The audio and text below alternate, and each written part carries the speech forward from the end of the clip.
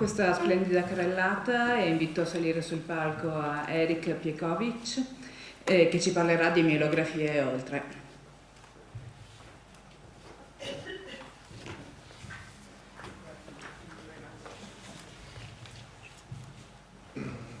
So, hello everyone, I hope you can hear me well. Thanks for the invitation, thanks for the kind introduction.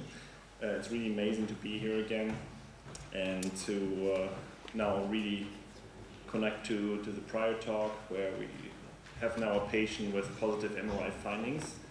Now the question is always how we can localize it.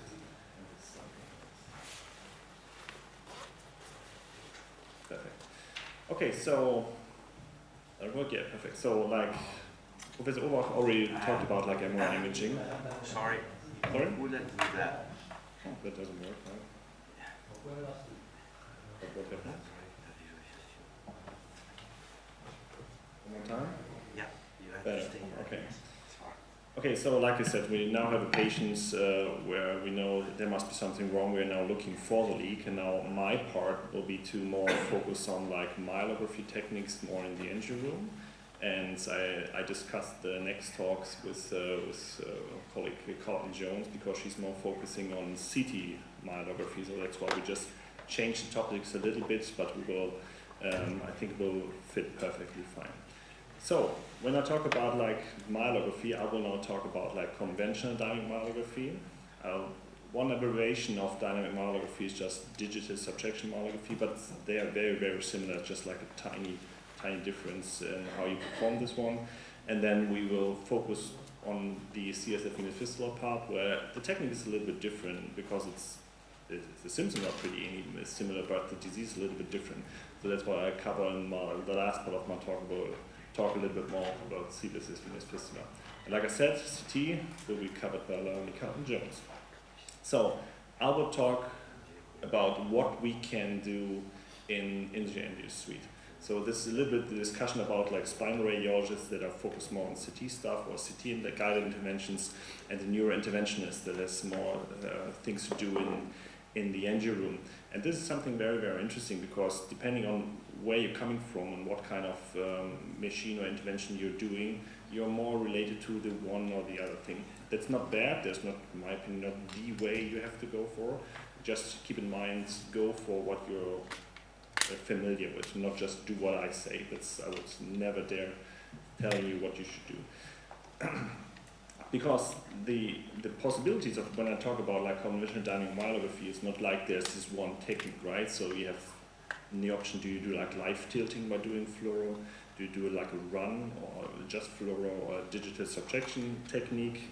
And do you like inject while doing your run, or do you have like a lumbar depot of contrast media and tilt afterwards? So many variations, and just pick one that fits better to you. And for like DSM, fat penalty, it's the same, right? So we have the discussion now about, do we do like pre-pressurization with saline just to open up the fistula, because nobody really knows when the fistula opens. Do you do it in DSM or unsubtracted, depending a little bit on what your machine is capable of doing so. What about breathing? A big topic, a lot of literature about like resisted inspiration, Valsalva and so on.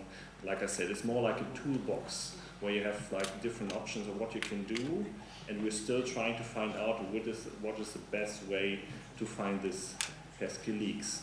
So this is just like everybody has this one way of presenting how you work in your department. That's practically how we do it, and we just go through it very, very slowly. We talk now about like Horst already presented as brain and spine imaging, so I will not cover that. I will not cover CT because this is what Slani will do, and I will not cover therapy because there's a whole session later on where we talk about percutaneous stuff, surgery and embolization. So this is mainly the three things I want to cover right now. The question always is at meetings, why are you doing all this stuff? Why is it important to really localize the leak? Why is it not just do a blood patch and then send the patient home because it's cured? And what are the problems and issues? So when we just look at the distribution of spinal epidural fluid, it's just everywhere, right? It would be easy when you have a leak and it's just like localized to one level, then you would know there's a leak. But it's most like everywhere, from the cervical spine down to the lumbar spine, so it doesn't really help a lot So this is a false localized sign, and someone would say, okay, just go for the spur, because where the spurs there must be a leak. That's not true either, and that's a problem, because sometimes you have multiple spurs everywhere, and then the question is, which one should you go for? Would you perform surgery on every level? That would be complicated for like 3-4 spurs. And now just one examples. Some surgeons, they are working close together to each other. Sometimes they say, okay, I need really to know where the leak is, right? Not just anywhere, so somewhere there, they really want to have the height, because otherwise they have to perform really extensive surgery. And this is just one case we saw in our department. He already had like ventral surgery to find a ventral leak. There was none. And then they really opened up the posterior part of the spine on 4 or 5 levels, and they just explored the epidural space. They found the leak actually, but it was like massive surgery, and the patient came back because he had like a spinal canal stenosis and adhesion of the spinal cord to the dura. So this is like successful surgery, but really invasive with a lot of complication in the long run. That's why you really need to be precise. Another example, and then afterwards I'll continue. Another case we saw where they performed the CT. So I let Leonie show you how you could do it otherwise a little bit better. And they said, okay, there's epidural fluids, epidural contrast, there must be the leak. And they said, okay, the leak is ventrally, so we go in from ventral, and this is what they do. They did like 2-level corpectomy from the ventral side. There wasn't the leak, so it was extensive surgery, but there was not the leak. So that's why it's really, really important that you know exactly where to go to, and then keep to the techniques that is published should work. So what we're looking for is a communication between the interthecal and epidural compartment in SLAC positive leaks. It's different for CSF venous fistula, but we'll go into this in a minute. And the problem is always when we talk about like a fluoro machine or myelography techniques, you have a limited coverage, right? So a detector that could cover the whole spine in the angio room would be nice, but we don't have that. But that's why we have to just look at certain locations in the angio room. And now just we'll go straight into it. So now I present you how we do conventional dynamic myelography. And like I said, it's not the best way, but it's the way how do we do it, with some advantages, but not all of them. And then we can discuss afterwards what we think about that. We put the patient in a sitting position. What's really important for this is we have a machine that is capable of doing something like this. So we can tilt the table like in a 90-degree position, put the patient in a sitting position, do a lumbar puncture. And the good thing is, because of the higher specific gravity of the contrast agent, it just stays in the lumbar spine. And now you can just retract the needle, and then you can just do anything with the patient. Depending on where you think your leak will be, you can put it in prone position. That is quite helpful for most of the patients that have a ventral leak, like roughly 80% of SLAC positive leaks, and you just can tilt them. And it looks a little bit like this. There's one of our residents, he had to accept something like this, and then this is how we do it, right? Sitting position, like this, and then we just tilt the table. And what you can do now, you can perform live imaging while tilting the table. We have to fix the patient or a resident this time to the table, otherwise you would just fall down. And because you have sometimes to tilt them really, really steeply, and then just tilt and tilt and tilt, and you perform live fluoro imaging. And like this, you can easily just follow the contrast column cranially and check every level if there's something like this where you can find a leak. So this is quite helpful. It's just live imaging. And like I said, the important part is you have to see that you can position the patient, that you see the whole part of the spine and not just the tiny ones. And this is just some examples. So like I said, you don't see the image tilting because the detector is stuck to the angulation of the table. So you have to believe me, we tilt the table a little bit, check every level, and then you see, okay, now it's running out. So, and you see, just 1 second afterwards, it just spreads cranially to multiple levels. When you just would perform one image, you cannot say actually where it's coming from, because it just ran to everywhere. So that's why you need like live imaging to really pinpoint the exact localization. Another example, like I said, live tilting, you don't see it, but believe me, we are doing it. And then you see it here, right? There's a tiny amount of contrast agent exiting, and then you can say to the neurosurgeon, that's the location of the leak itself. When you suspect lateral leak, just put the patient in a lateral decubitus position and just tilt the table as well. This is how it looks. I just open up the result for you already. And you see this strange, where you say, oh, the cyst is filling, but it's not really a cyst. It's like what Horst said, like outpouching of arachnoid. And then you see, when you wait a little bit, like the contrast needles are running upwards in the epidural space, and then you prove that you have a lateral leak there. So this is like what I mean when you have to have exact localization of it. Now just to talk briefly about digital subtraction myelography, it's basically the same, right? So the main difference is you don't do just fluoro and look for it, you just do like a DSA or DSM run and just let the patient hold the breath. They're not allowed to move, that's why certain centers like the colleagues from CEDARS in Los Angeles, they perform it in general anesthesia. That's why I have this image from the colleague from CEDARS, where they put the patient in prone position, general anesthesia, and then you see nicely the exiting of the contrast agent, and this is practically the same as we see it. But what's really important is when you do DSA or DSM, they are not allowed to breathe, right? So they perform well without general anesthesia, you have to put them in general anesthesia. But just the contrast is much nicer when you have a clear image like this. Where DSM is quite helpful is you're too late or you missed the leak and you have already like contrast aging outside in the epidural space. Sometimes you can do a DSM run and just see if there's a new spot where you see a new contrast agent exiting. Then DSM is quite helpful because otherwise the epidural space is opacified already. That's why we sometimes use it, but in certain questions. But like I said, both techniques are good, and just see what works best in your department.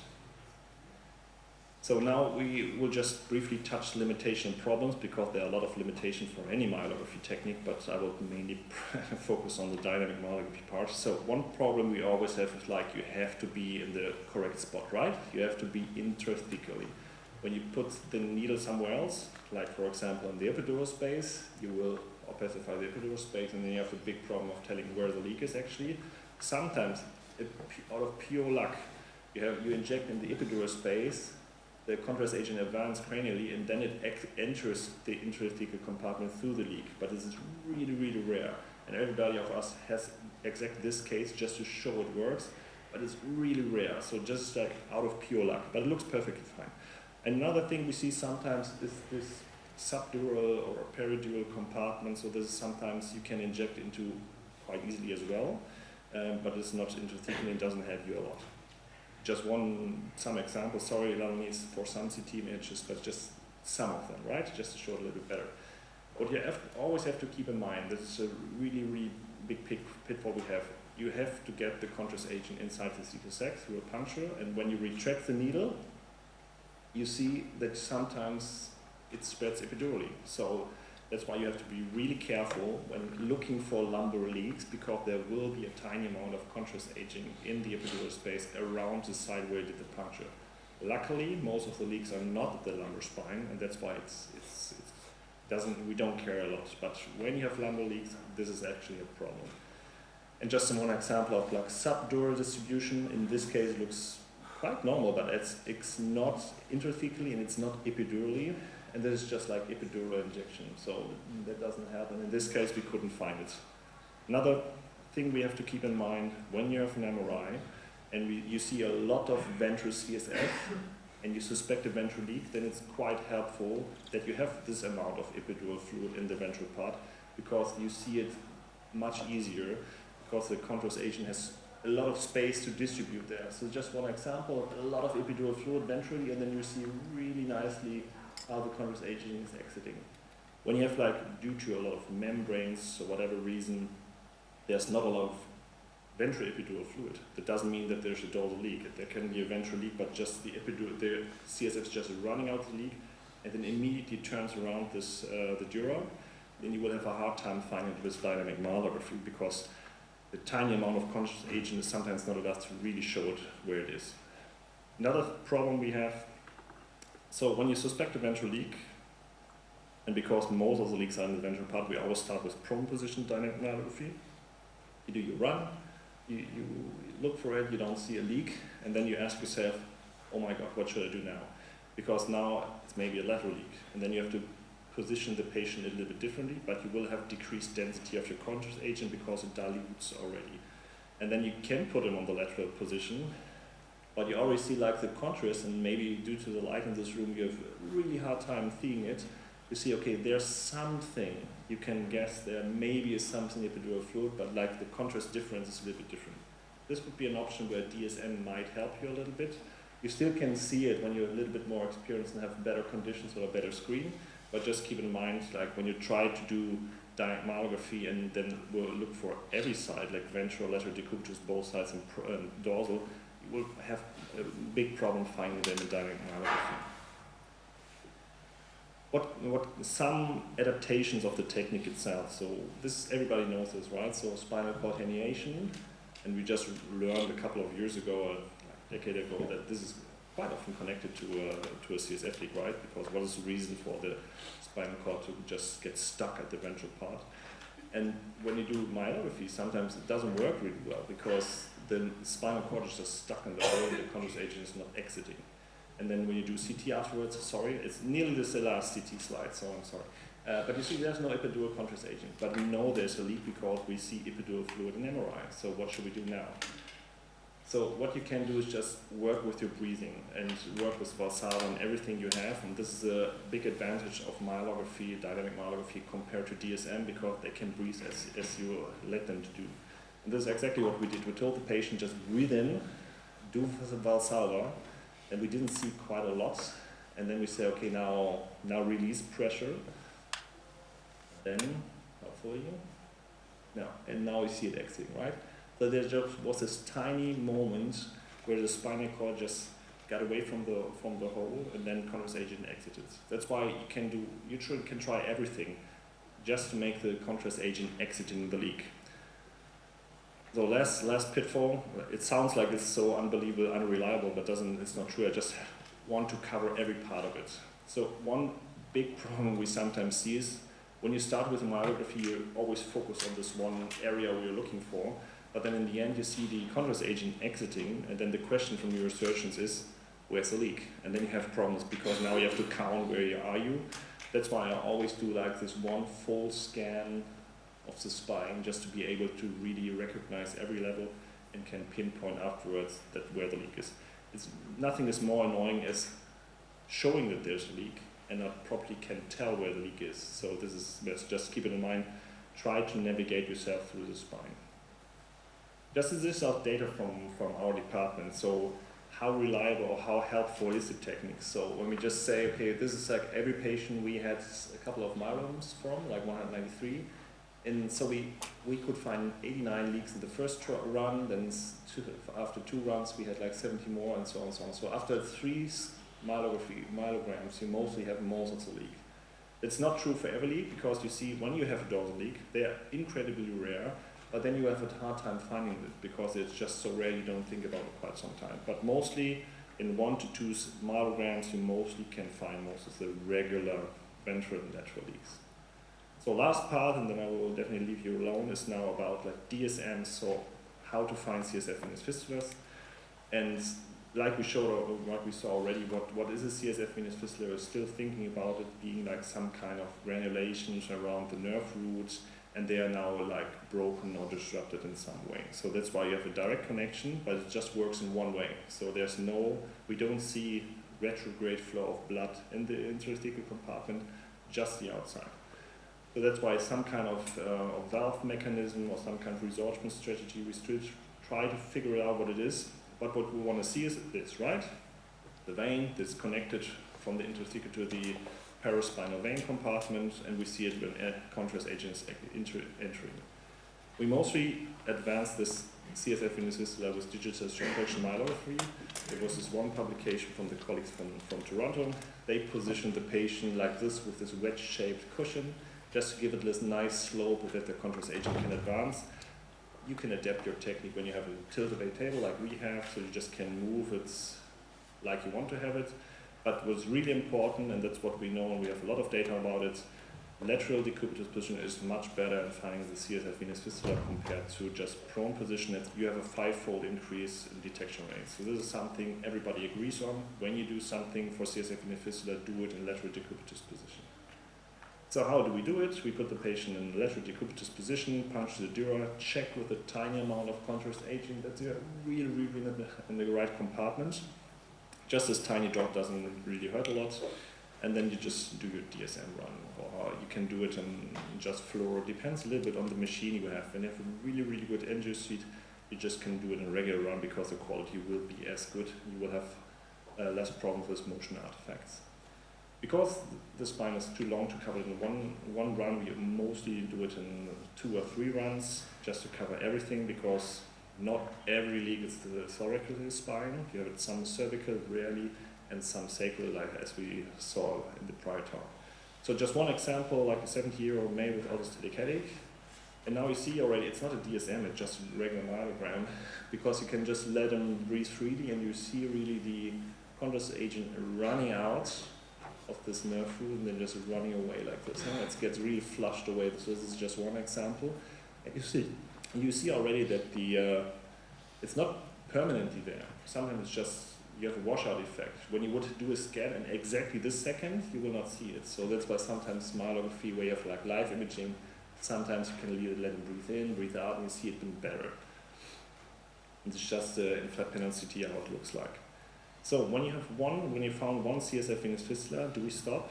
No, because we know in at least 20% of the patient you will have at least a second one, sometimes a third one, and then there's this one case from Freiburg where they had like a patient with 10 or 11 fistulas. So still the question, what is this kind of disease?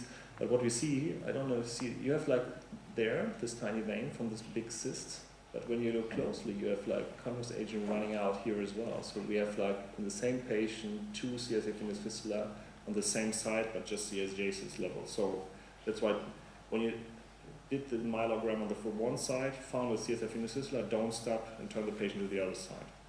So how well does DSM work? There's just one literature from Freiburg where they compared DSM with CT, and they found that the rate of finding a CSF venous fistula is better in CT compared to just DSM. You have like 13% extra leaks. Just to keep it in mind, it's one limitation.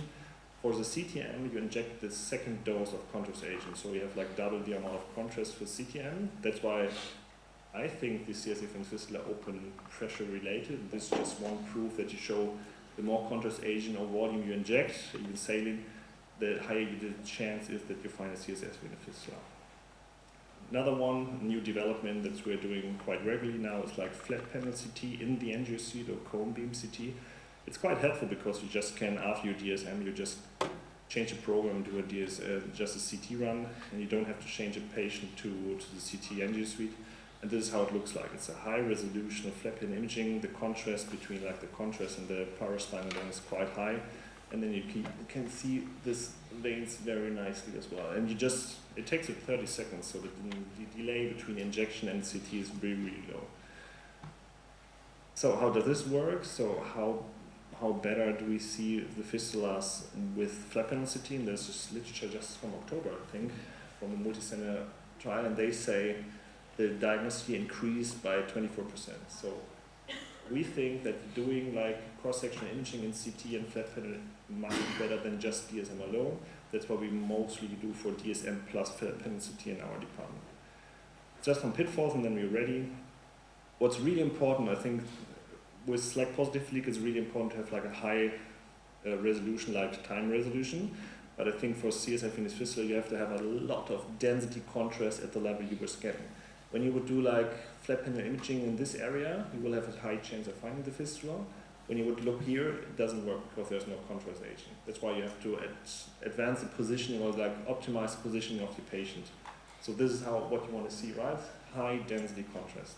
When you have a patient like this, here's the contrast agent, but you want to scan here, that doesn't work. When you now do a scan, you will not see anything. That's why you have to elevate the patient or like tilt the table when you are in for flat panel imaging. So this is basically what we cover, also what we do. Is this the best way?